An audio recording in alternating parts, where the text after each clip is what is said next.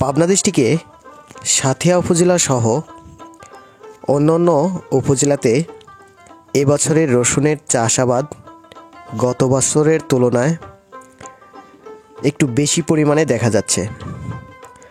আমি এর আগে রসুন উত্তোলন নিয়ে একটি ভিডিও মেক করছিলাম। অনেক ভাই আমাকে কমেন্টে জানিয়েছিল যে রসুনের আবাদ কিভাবে করতে হয়। আসলে আপনারা এই মুহূর্তে যে ভিডিও ক্লিপসটা দেখতে পাচ্ছেন এটা কিন্তু বিনা চাষে রসুন লাগানো। আপনারা দেখতে পাচ্ছেন খড় দিয়ে ঢাকা আছে, আর এই মুহূর্তে দেখতে পাচ্ছেন একটা রসুন মরা, একদম মরে গেছে, আর সব রসুনের মাথা বলতে উপরে লাল পোড়াটে সাইজের। আর এই মুহূর্তে দেখতেছেন রসুন ক্ষেত মানে পরিষ্কার করতেছে। তো আমি আপনাদের একটা বিষয় জানাতে চাই যে এই রসুনটা মূলত এই বীজ পোতা হয় কার্তিক মাস থেকে শুরু করে অগ্রহায়ণ মাস পর্যন্ত পুরো মাস জুড়ে রসুন বপন করা শুরু হয়।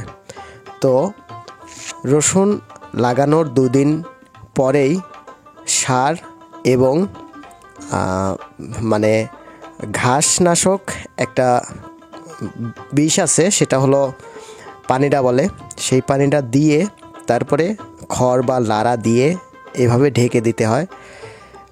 এটা যে রসুনটা আপনারা এই মুহূর্তে দেখতে পাচ্ছেন, এই রসুনটার বয়স 24 থেকে 25 দিন। তো 24-25 দিনের মাথায় এরকম রসুনের সাইজ হয়ে যায়। তারপরে 24-25 দিনের মাথায় এসে এইভাবে পরিষ্কার করতে হয়। তো 1 বিঘা জমিতে যদি ভালো পরিমাণে রসুন জন্মে তাহলে মোটামুটি 30 থেকে 35 মণ রসুন হয়। এই মুহূর্তে যে জমিটা দেখতে পাচ্ছেন এই জমিটাতে লাড়া বা খড় দেওয়া হয়েছিল মানে নরম অবস্থায়, এই জন্য রসুনের পাতা মরা মরা ভাব। আর দেখতে পাচ্ছেন ঘাস হয়, যে জমিতে ঘাস একটু বেশি হয় সেই জমিতে আপনারা রসুন ক্ষেত করতে যাবেন না, সেক্ষেত্রে কিন্তু প্রচুর আর কি ব্যয় হয়ে যাবে। তো সব মিলিয়ে আপনারা সামনে দেখতে পাচ্ছেন এখানে আছে চাষের উপর রসুন লাগানো।